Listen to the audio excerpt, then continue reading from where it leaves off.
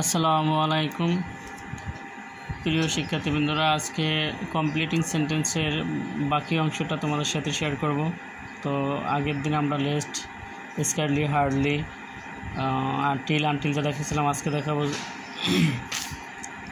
It is time, it is high time থাকলে কীভাবে সেন্টেন্সটা কমপ্লিট করা যায়। তো আমরা দেখি it is time, it is high time এর অর্থ হলো গিয়া উপযুক্ত কোনো কাজ করার সঠিক সময় হয়ে গেছে এরকম বোঝায়।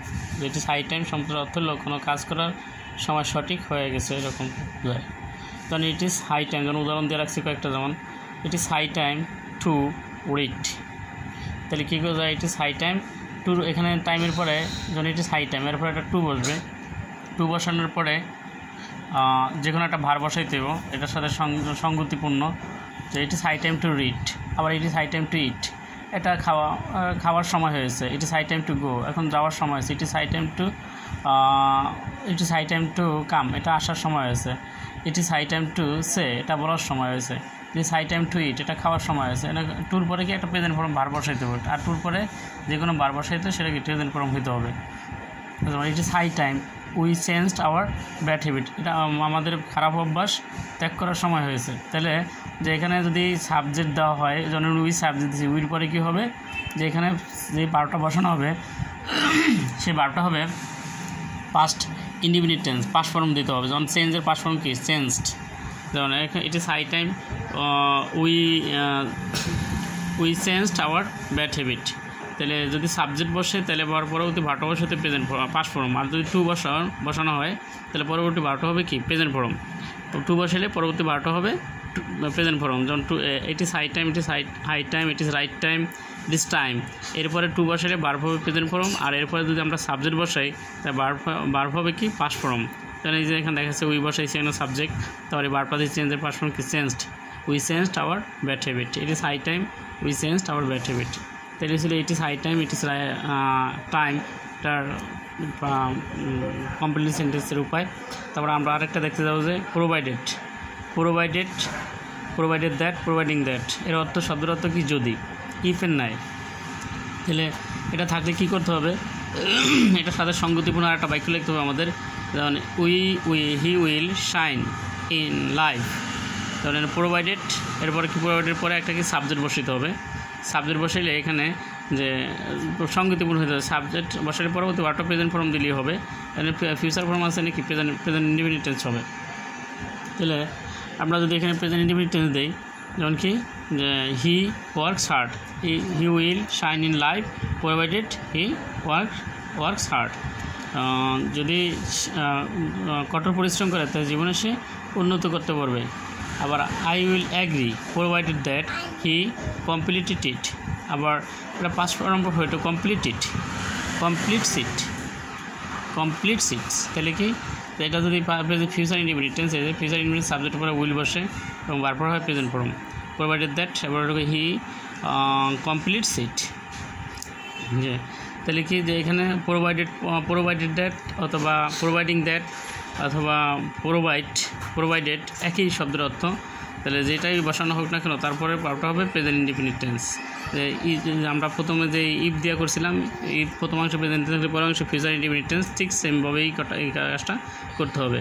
এটা ছিল প্রোভাইডিং দ্যাটের কমপ্লিট সেন্টেন্স। আমরা এখন দেখবো সিন্স শব্দের অর্থ যেহেতু অথবা কারণ।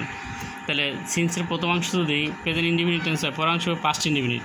সিনযুক্তের প্রথম অংশ প্রেজেন্ট ইনডিফিনিট হলে পরের অংশ হবে পাস্ট ইনডিফিনিট। তাহলে ইট ইজ মেনি ইয়ার্স সিন্স, মানে এই যে ইজ হলে কি প্রেজেন্ট ইনডিফিনিট টেন্স। তাহলে আমরা এখানে কী লিখতে পারি, it is many years since I মিটের পাস্ট ফর্ম কি, মেট হিম লাস্ট। আমি এটা অনেক বছর হয়েছে তার সাথে দেখা করেছিলাম। যে প্রেজেন্ট ইনডিফিনিট টেন্স হলে পরের অংশ হবে পাস্ট ইনডিফিনিট, প্রথম অংশ প্রেজেন্ট ইনডিফিনিট, পরের অংশ পাস্ট ইনডিফিনিট। এরপরে আবার প্রথম অংশ যদি পাস্ট ইনডিফিনিট হয়, পরের অংশ হবে পাস্ট পারফেক্ট টেন্স। যেমন পাস্ট ইনডিফিনিট, যেমন ইট ওয়াজ মেনি ইয়ার্স সিন্স, এটা অনেক বছর হয়েছিল। সিন্স উই, এটা কি past perfect tense. Since we had met him last. তাহলে কি, যে প্রেজেন্ট পাস্ট পারফেক্ট টেন্সের গঠন ফর্ম সাবজেক্টের পরে হ্যাড বসে এবং মূল ভার্ব B3 হয়। তাই মিটের B3 লিখি, তখন মিট মিটের ইয়েটা হলো মিট, এটা meet meet meet meet, past participle হলো মিট। তাহলে কি সিনযুক্তের প্রথম অংশ যদি প্রেজেন্ট ইনডিফিনিট, পরের অংশ পাস্ট ইনডিফিনিট। সিনযুক্তের প্রথম অংশ পাস্ট ইনডিফিনিট, পরের অংশ পাস্ট পারফেক্ট টেন্স। আবারও বলি, সিনযুক্তের প্রথম অংশ প্রেজেন্ট ইনডিফিনিট, পরের অংশ পাস্ট ইনডিফিনিট হবে। যেমন it is many years since, এটা প্রেজেন্ট ইনডিফিনিট, পরের অংশ কি past indefinite. I met him last, এই মেট হলো কি পাস্ট ইনডিফিনিট, পাস্ট ফর্ম। আর হলো আর প্রথম অংশ পাস্ট ইনডিফিনিট, পরের অংশ পাস্ট পারফেক্ট টেন্স। এটা পাস্ট ইনডিফিনিট টেন্স। যেমন ওয়াজ ওয়ার পাস্ট ইনডিফিনিট টেন্সের হয়, আমি যারা পাস্ট ফর্মকে ওয়াজ ওয়ার। তো it was many years since we had met him last. তাহলে মেটের পাস্ট পার্টিসিপল হলো, মিটের পাস্ট পার্টিসিপল হলো অ্যাসিভ অ্যাজ দ্য শব্দের অর্থ কি জানো? যেমন আমরা প্রথম অংশ যদি অ্যাসিভ অ্যাজ দ্য যদি প্রথম অংশ প্রেজেন্ট ইনডিফিনিট টেন্স হয়, পরের অংশ হবে কি পাস্ট ইনডিফিনিট। যেমন he talks as if he were, he knew দিতারি এনে, নোর পাস্ট ফর্ম কি knew everything, he knew everything. He talks as if he knew everything, knew বানানটা হলো এই KNEW, নিউ। তো নোর পাস্ট ফর্ম কি নিউ, যেন এটা প্রেজেন্ট ইনডিফিনিট, পরের অংশ পাস্ট ইনডিফিনিট টেন্স হবে। প্রথম অংশ প্রেজেন্ট ইনডিফিনিট, পরের অংশ পাস্ট ইনডিফিনিট অ্যাসিভ। যেমন হি টক্স, সে কথা বলে, অ্যাসিভ যেন হি নিউ এভরিথিং, সে সব জানতো। সে সব কথা বলে যেন সে জানতো, সে কথা বলে যেন আরও হয়, সে কথা বলে যেন সে দেশের প্রেসিডেন্ট ছিল। তো এরকম he talks as if he knew everything, মানে প্রথম অংশ প্রেজেন্ট ইনডিফিনিট, পরের অংশ পাস্ট ইনডিফিনিট। তাহলে আবার প্রথম অংশ যদি পাস্ট ইনডিফিনিট, পরের অংশ পাস্ট পারফেক্ট টেন্স। যেমন he told the matter as though he had known everything, সে ঘটনাটা বলেছিল যে যেন সে সব কিছু জানতো।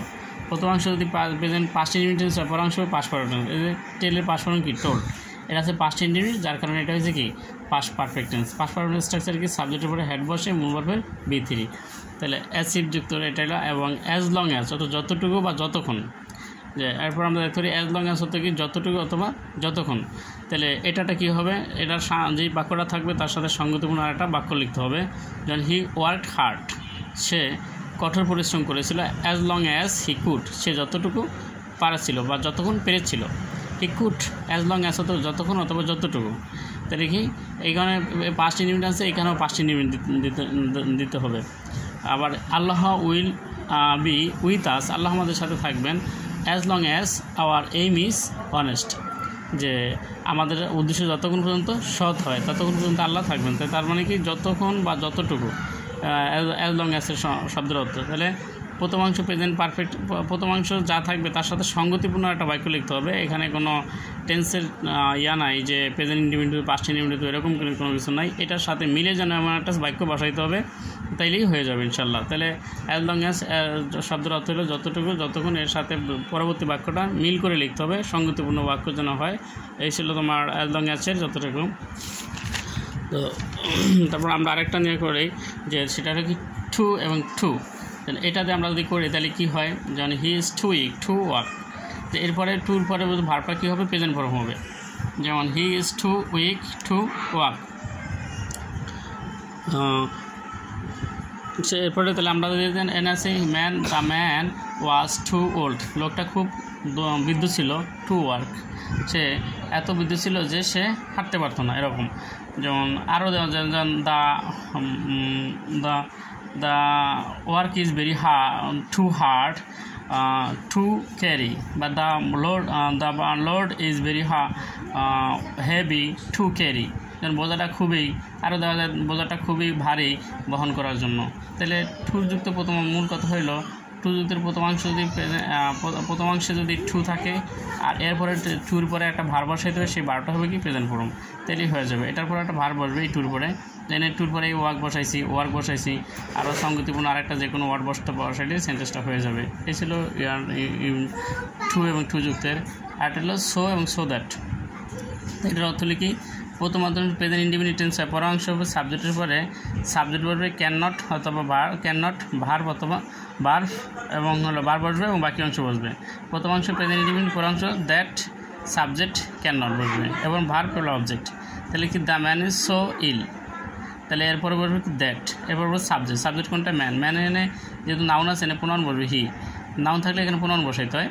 তাহলে এখানে আছে present indefinite tense so ill, the man is the man is so ill he can not move, মানুষটা এতই দুর্বল যে সে নড়াচড়া করতে পারে না। তাই প্রথম অংশ যদি প্রেজেন্ট ইনডিফিনিট টেন্স হয়, পরের অংশে সাবজেক্টের উপরে ক্যান নট বসবে। আর প্রথম অংশ the boy is so weak, যে বালকটা খুবই দুর্বল, হি ক্যান নট স্পিক, যে সে এত যে দুর্বল, যে বালকটা খুবই দুর্বল যে সে কথা বলতে পারে না। মূল কথা হলো এখানে প্রেজেন্ট ইনডিফিনিট টেন্সের পরের অংশ সাবজেক্টের পরে ক্যান নট বসবে এবং ভার্ব বসবে বাকি অংশ এই। আর প্রথম অংশ যদি আবার পাস্ট ইনডিফিনিট টেন্স হয় তাই পরের অংশে বসাইতে হবে কি সাবজেক্টের পরে ক্যান নট, কুড নট এবং ভার্ব ওয়ান এবং হলো অবজেক্ট। কারণ the man was so weak, কারণ এখানে ইজ ছিল, এখানে ইজের পাস্ট ফর্ম কি ওয়াজ, অ্যামিজার পাস্ট ফর্ম কি ওয়াজ হয়, তাহলে সাবজেক্ট যদি সিঙ্গুলার তাই ওয়াজ বসবে। ওয়াজ সো উইক, মানুষটা অনেক দুর্বল ছিল, মানুষটা খুবই দুর্বল ছিল, that he could not move, যার কারণে সে কথা বলতে পারতো না। তাহলে এটা ছিল যে সো দ্যাটের সো এবং গ্যাপ থাকলে সেন্টেন্সটা এইভাবে তৈরি করতে, প্রথম অংশ প্রেজেন্ট ইনডিফিনিট, পরের অংশে সাবজেক্ট পরে ক্যান নট বসবে, দ্যাটের পরে সাবজেক্ট এবং ক্যান নট বসবে। আর দ্বিতীয় অংশে যদি আবার দ্বিতীয় আরেকটা রুলস রয়েছে, যদি পাস্ট ইনডিফিনিট টেন্সের প্রথম অংশ তো পরের অংশে সাবজেক্টের উপরে দ্যাট বসবে, সাবজেক্ট বসবে এবং কুড নট বসবে। প্রেজেন্ট ফর্ম হলো ক্যান নট আর পাস্ট ফর্ম হলে কি কুড নট, সাবজেক্ট এবং দ্যাট দুটোটাই বসাইতে হবে সো দ্যাটের ক্ষেত্রে। তাহলে আমরা আরেকটা যদি করি তো সেই ক্ষেত্রে কি এখানে সো দ্যাট শব্দটা থেকে যাতে, এখানে ওই সোটা ছিল সো দ্যাট গ্যাপ ছিল, আর এখানে একত্রে যদি এটা শব্দের অর্থ যাতে, তাই এটা যদি হয় তাহলে এটার সাথে সঙ্গতিপূর্ণ একটা বাক্য লিখতে হবে, কোনো তেমন একটা রুলস নাই। হি রিডস মোর, সে বেশি পড়ে, সো দ্যাট, এরপর এটার সাথে মিল করে প্রেজেন্ট ফর্ম আছে, এখানেও প্রেজেন্ট ফর্ম হবে so that he can make a good result, যাতে সে ভালো রেজাল্ট করতে পারে। I read attentively so that I can shine in life, তাহলে কি যে I read attentively so that I can shine in life, এরকম অনেক অসংখ্য সেন্টেন্স হইতে পারে। আমি একটা দুইটাতে উদাহরণ দেখা দিলাম সোর পরে, মানে সো দ্যাটের পরে কীভাবে সেন্টেন্সটা হয়। তাহলে তোমরা এটার সাথে আরও সেন্টেন্স তৈরি করতে পারো তোমরা নিজেরা প্র্যাকটিস করে। তো ইনশাল্লাহ বুঝতে পারছো সো দ্যাটের পরে এটার সাথে সঙ্গতিপূর্ণ আরেকটা বাক্য লিখবা যাতে এটার সাথে মিলে। এবং হলো ইন অর্ডার দ্যাট শব্দের অর্থ কি যাতে, সো দ্যাটের মতোই। যেমন হি সেভস সাম মানি, সে কিছু টাকা জমা রাখে, ইন অর্ডার দ্যাট যাতে হি ক্যান বাই এ কার, সে একটি ঘরে কিনতে পারে, এরকম একটা বিষয়। তারপর হলো হ্যাড, এরপরে আমরা হ্যাড দ্বারা যদি হ্যাড থাকে তাহলে এরপরে কী করতে হবে, হ্যাড আই সিন, এরকম যদি থাকে হ্যাড আই সিন হিম, যদি প্রথম হ্যাড এরপর পরবর্তী বাটো যদি মানে মূলত হলে এটা পাস্ট পারফেক্ট টেন্সে সাবজেক্টের হবে would, could, might, would have, might have বসাইতে এবং ভার্বটার B3 হবে। যেমন had I seen him I could have given him the news, আমি যদি তাকে দেখতাম তাহলে তাকে আমি খবরটা দিতাম। এইটা ছিল হ্যাড যুক্ত সেন্টেন্সের প্রথম কমপ্লিটিং সেন্টেন্স, প্রথম হ্যাড থাকলে এই কাজটা করতে হবে। তাহলে আজকে এই পর্যন্তই রইল, আবারও হয়তো কোনো ভিডিও নিয়ে আবারও কথা হবে ইনশাল্লাহ। সেই পর্যন্ত আমরা সকলে ভালো থাকি, আল্লাহ হাফেজ, আসসালামু আলাইকুম।